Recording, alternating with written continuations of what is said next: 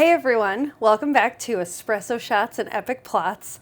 6 months ago, I quizzed my mom on 13 bookish terms. You remember these? I do. Okay, good. They were common booktube terms, reading terms, whatever, Goodreads review kind of terms. And let's just say that she didn't exactly ace it, but... That's putting it mildly. So today we're going to do a part 2. Okay. I have 13 more terms. 6 months ago was your 101, your introductory. So you've been on Booktube with me for 6 months, and I can't really believe that. I know, right? And in like the bookish space, so these are advanced terms. Probably going to suck at them as No, well. you'll definitely know some of them. I'll do my best. All right, so grab your favorite hot beverage and join us for quiz time.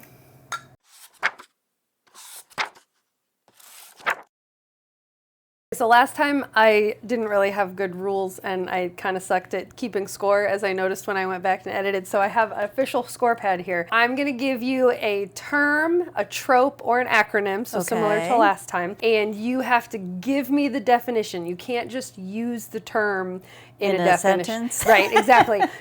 So I'm a teacher and my students will tell you I am a difficult grader. You have to show me that you know what it is. You can't just use an example and say, she knows what I'm talking about. That's what my students always do. You know what I'm talking about. Okay. Or if it's an acronym, you have to identify what the words in the acronym mean. Okay. So here's what I'm going to do better about scoring. So here's what I was thinking. If you get it right away, that's 1 point. Okay. I have hints for all of them. So if you need a hint, you get a half a point. Okay. Or if you can just use the term in an example, if you can't give me the definition Appropriately? Yeah, then you only get a half a point. Okay. Does that sound good? That works And then for me. if you don't get it at all, I'm it's 0 totally points. stumped. And can I phone a friend or anything? I don't know who you're going to phone. The peanut gallery back there? He's watching football, so. He is, so you'll hear him make exclamations every now and then. There is a extra credit bonus point at the end. So, just 1 point? Yes. I think it should be worth 3. No, it's statistically 1 out of 13 is going to be good enough. So the first term is Shelfie. A Shelfie. That is a picture that a YouTuber takes in front of their shelf of books. Wow, that's really good. I'm proud of you. Thank you. I would also, so I have to, my hints are really funny, so I have to do my hints anyway. So my hint was that my Fable app makes up a Shelfie for me each month, which you are exactly correct. So it's a photo, or it can also be a digital rendering. Fable's similar to Goodreads. It's another book tracking app. And at the end of each month, it does like a little digital rendering of a shelf. All the books that you read behind your shelf. Exactly. That's cute. And it's usually stylized for something like Bookstagram, which is Instagram or whatever, for books. Yeah, okay. All right, so 1 point. Yay. I've learned and grown. All right, Spredges. Spredges. I'm guessing it has something to do with the edges of the book. Okay. So I was kind of thinking that when you... but I don't know where the spread would fit. I was thinking like those pretty books that you get when you line them all up together, they make a picture on their edges. Okay. Do you want my hint? Now let me think here. Spredges. I've never heard you use this term at all. It's true, I haven't. Am I close? Yeah, I you guess are, I need a hint. Okay, all I'm right. Close. All of my Owlcrate books have beautiful Spredges. So it's the page edges what about that them? are decorated, the decorative page edges. Yeah, okay. So it's the spray painted or stenciled edges. Oh, that's what the spray is. Okay. On book pages. So I was hearing spread. Yeah, but and it's edges. Spray edges. Okay, so Spredges. You get a half a point. Backlist. Backlist. It's a list that's in the back. Remember how I said you can't just use the words? That's an example of what I cannot do. Oh, okay. Backlist.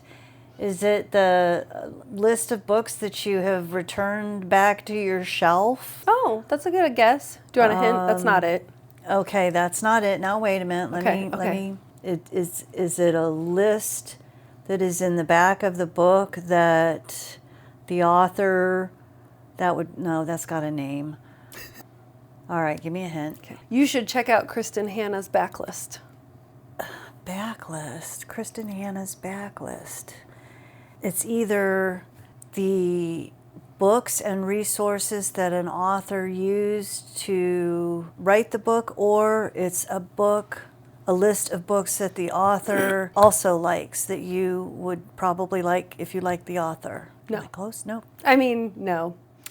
Okay. Oh, I thought for sure you'd get this one. So it's an author's previously published books. So everything that's not brand new. Oh. So it's everything else they've written. Like you read a Kristen Hanna and you're like, oh, now I want to go read all of her Another books. one. I didn't know that had a name. Yeah. I just thought it was all the other books the author had. That's a lot of words. Instead of saying all those words, you can just say, I'll read her backlist. Well, interesting. I learned something there. Okay, Worth a 0 point. Okay. This one you should get. Oh, yeah. Trigger warnings. I see these on Reddit this all is not, the time. Yeah, not book specific. So what are trigger warnings? So a trigger warning is what you're about to read is going to bother you for these possible reasons. And then it's things like cuss words and sexual abuse. Only grandma would need curse words anything as a trigger that's warning.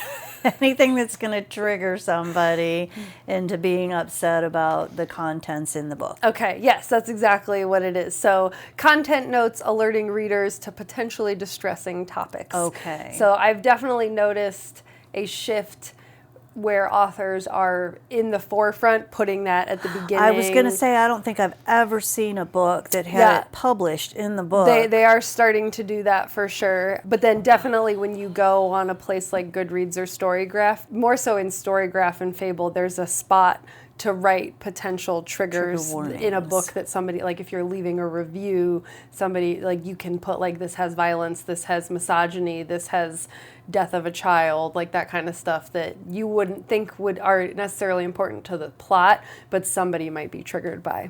A banger. A banger? Yeah. Well, that's what they call sausages in England. Is that your book-related answer? I don't know why it's in this list, but if you want some bangers and mash, you're going to get mashed potatoes and a sausage. A banger. So, and it's book-related. Mm-hmm. Is it a hardcover book over a softcover book because you can bang it down? No. Is it something that while you're reading, you just take the book and bang your head against it because you're I'm closer, huh? No. Do you want a hint? I guess I'm going to need a hint. Yeah. Blood Over Brighthaven is a banger. Oh, is that just saying it's such a great book that anybody could read it? Oh, so it's a new term for... A book that is widely considered amazing or unforgettable. So you got a lot of bangers on your list. Oh my gosh, they keep coming up with other words for something that slaps. Yes, exactly. There you go. That's the newest one I just learned. Now I got to learn banger. I was going to say, I don't think anybody say that slaps anymore. They don't? I don't think so. so. A stupid thing. You could kind of consider this I don't know if I would call this a trope, a cinnamon roll. I'm trying so it's got to be something about the story being almost sickeningly No, so a cinnamon, sweet. here, I'll give you this hint for free. A cinnamon, well, you're not going to take half a point away? Well, I have an additional hint. I have like an example hint. So a cinnamon roll would be a way to describe a character, not a story. Oh. So it's a trope about a type of character. A type of character that's a cinnamon roll. So this is a character that it's a very sweet, loving, everybody's going to love this character that just satiates a need in the story, even though they're not a primary character. They're just an additional character to help, smooth over those triggering. Okay, I see where you're going. No, not quite. You're like... I'm on the edge, I'm circling it, so it's a definite character. Do you want a hint? Okay, go ahead and give me a hint. Jamie Fraser from Outlander, because I knew you had read that or watched the show, is a foundational cinnamon roll for many readers. Another one, Peeta from The Hunger Games, I knew you've at least seen that movie, is a quintessential cinnamon I roll. read The Hunger Games, but it's been ages. Yeah. But Jamie Fraser was, we all wish we had a Jamie Fraser at one point in our lives at least. So your definition sounded really good until you got to the end of your definition. When I said sickeningly sweet, or just a Are they a side hot, character? No, not a side character, just a hot.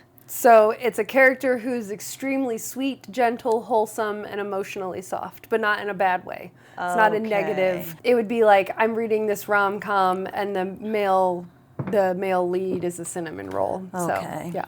All right. Okay, I'll give you half a point. Yeah, you get a half a point for that one. I don't know if Jamie Fraser. I mean, he's the main character, isn't he? Isn't he He's one of the main characters, but he's not soft. Emotionally soft, not like like they can get all like lovey-dovey, like not because like PETA kills people and stuff like that. You know what I mean? Yeah, I like, don't remember PETA's character. Was that he's the male? Yeah, the that male goes character? with her. Yeah. Okay. Morally gray. Oh, morally gray area is, how can I, you said I can't just give you an example. It's an area where it's easy for somebody to see both sides and the thinking and understand the thinking about, how. What if I said morally gray character?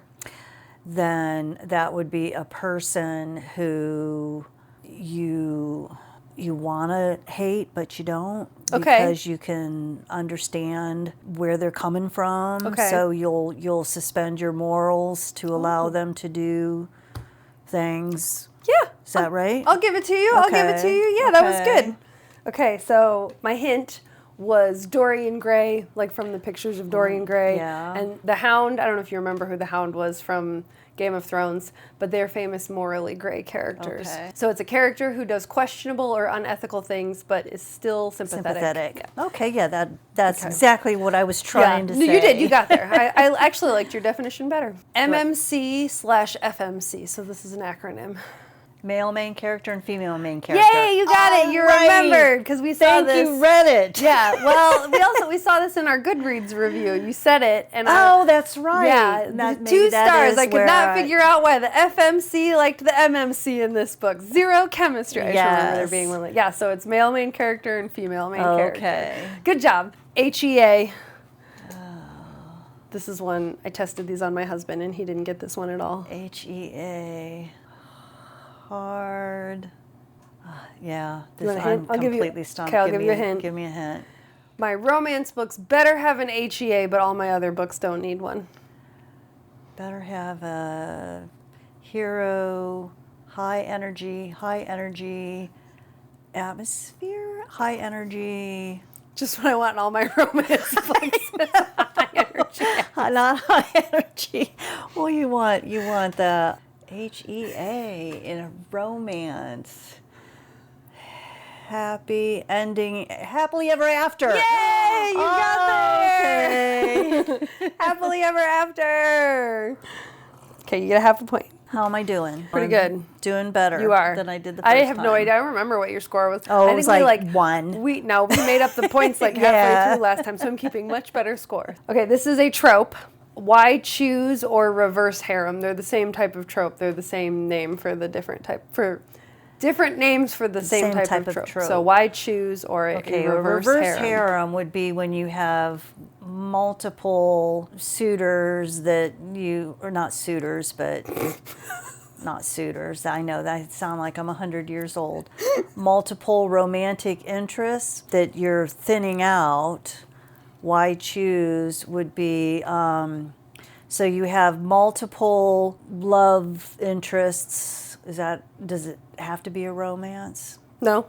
Okay, so you have multiple characters leading you in different directions, and you're... Wait, hold on. When you said does it have to be a romance, do you mean in genre or like your relationship with them?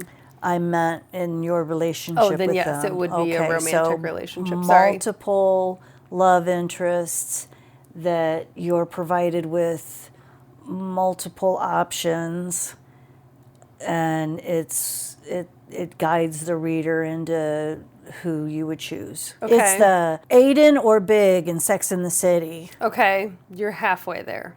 Do you want a hint? I actually don't remember what my hint is for this one. Why am I only halfway there? The why choose. So it's the reasoning, the reasons that are given to try and guide the reader into, no, okay, give me a hint. Let me see if I can word it better. This is a trope like a love triangle, but a little more complicated. Oh, so you could have everything. No? Yeah. You could have everything? Yeah. So what kind of? There's a lot of them now. So it's a romance where the main character doesn't have to pick just one love interest. So it's often a female main character. Willing to have a thruple here. Well, well, not necessarily like at the same time. It's more like it's a female main character that develops romantic relationships with 3 or more love interests simultaneously and doesn't have to choose just one. That one that I just read about how her husband gets lost at sea, so she falls in love with another man, and then her husband comes back, and it's like... Does she end up with both of them at the end? No, not really. This is a trope that people are using to describe where there's literally like, usually it's a female main character, and there are multiple male interests, and they never have to pick one of them. Like they can go between multiple love interests throughout the book or throughout the series. Where is the tension in the book then, I wonder? Good question. I've never read one. It is a trope that they usually warn people of because not everybody, I shouldn't say warn, not everybody likes this trope. Yeah. So I've never read a Why Choose. What did I get for that? You got a half a point. This is not book specific, but a canon event. Canon event. It's an explosive event that changes the course of the book. A canon, like a religious canon. Is it more like a religious canon than a gun canon? If it was more like a religious canon, what would your definition be? The peak of the book, or the I've heard the word canon used in religion multiple times, but I never really thought about what it was. Let me know. Because isn't that what they like? Don't they canonize the Pope or something like that? Yeah. So they canonize the Pope. What does that mean? That means they're choosing him. So is it a choice that was made in the book that we go forward with? You're no. I mean, I think you're on the right track. Like, I do believe this is the religious context of canon. Like that's what it is. Would you like a hint? All right. Okay. Murderbot's canon event is when the Sec Unit's governor module was hijacked. Okay, so yeah, it's an event that has to happen in order for the rest of the story to work. Yes, exactly. Okay. Yeah. So it's a plot moment that is inevitable, defining, and must happen for the story, the character arc. Yep. Okay. Because that doesn't even happen in the book, like that particular example doesn't even happen. Yeah, so he just says it's done. You hear this a lot when like comic books are turned into movies, or when books are turned into movies. They're like, they left out this canon event. Like that's a canon event. Like when Spider-Man got bit by the spider. Right, like that kind of thing. Like if that didn't happen, it wouldn't follow canon, is what they would say. Okay. Oh, actually, yeah, he and I were watching something, and he's like, that's not right for that character. That character would never do that. Right. Because, I see, I can now use the canon event There you go. Unreliable narrator. I know what this is. You taught me this one. This is when you're listening to a story or reading a story, and you think you understand where the characters fit or the time frame. You might think you're reading in a sequential time, and then at some point you are made aware that the person who is telling you the story in the book or the time frame is all mixed up and not in the right order. So you cannot rely on what you've been told by that person or what you've been thinking the whole time. Exactly. Full point. I'm sure your definition was much shorter. So Gone Girl and The Life of Pi, I thought those were really good examples of unreliable narrators. That's true. And I still think of the Life of Pi. I'm pretty sure The Life of Pi was an example in our last book terms, because I remember we got on a little conversation about it. So good book. So it's a narrator whose version of events can't be fully trusted. Yes. Epistolary. Now you have used this big old word. Yeah. Epistolary. Some people can't even say this word. Epistolary. What do they say? They just can't say it. It's like phenomenon. Like they can't. Okay. Who? Oh, Massachusetts. I've met lots of people can't say Massachusetts. Can't your sister not say phenomenon? I think. I think that might be one of Yeah. the words she stumbles over. Epistolary. Gosh, I know you've used this term, and true. I cannot think of when or It's why. probably my example. Probably is. So it's epic. Is epic part of the makeup of this word? No. This is a real word. This is not a No, I know, book-specific word. I know, but I'm trying to use the babble kind of thinking to break the word down to make sense of it. Yeah, no, I don't know. I need a hint. I had to read an epistolary novel for my R Fantasy Bingo, so I finished the Emily Wilde series. An epistolary. That does not help. Oh, It's a type of novel. So how would you describe the Emily Wilde books?